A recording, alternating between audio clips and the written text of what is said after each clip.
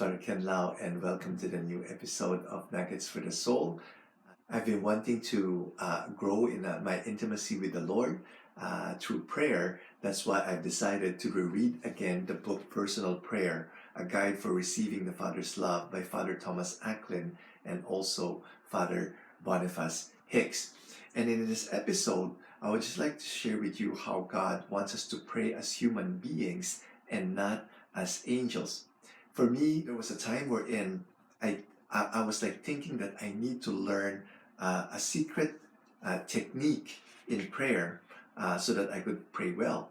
And also, I was like thinking that some people must have a special gene that makes them different from everyone else. That's why they could pray well. And here it's written here in this book that it seems that part of being human is to be unable to reach a transcendent, infinite God. Thus, because prayer is communicating with God, we think we must somehow rise above being human in order to pray and reach God. That's why sometimes when we are experiencing difficulties in prayer and we make an excuse that we're only human, and by that, we just give up in praying. It says also in this book, the actual obstacle to our prayer is when we try to be angels by rejecting these aspects of our humanity as if there was something wrong with us, rather than His being displeased with these aspects of our frail humanity.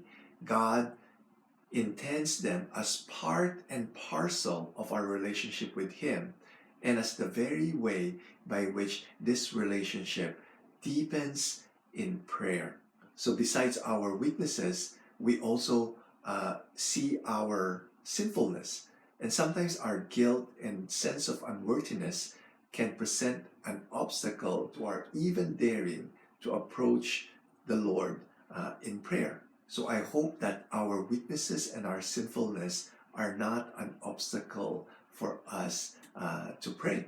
If God wanted us to pray like angels, He would have created us as angels. Okay, so this is an encouragement for us to embrace our humanity, our weaknesses, our sinfulness, and still be able to pray as human beings. Living Saint, Jesus, Mary, Joseph, we trust in you.